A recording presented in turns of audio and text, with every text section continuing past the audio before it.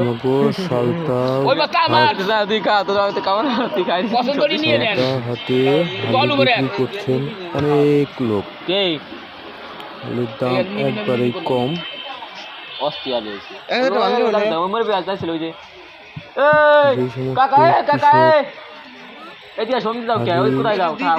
চারিয়েছেন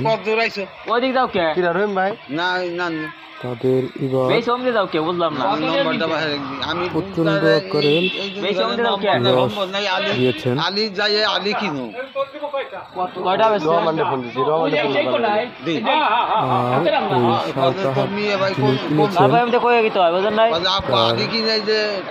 আর 2 থেকে 2.5 লাখ টাকা লস যাবে। 5 লাখ টাকা হাত অনেক টাকা লস যাবে এবার।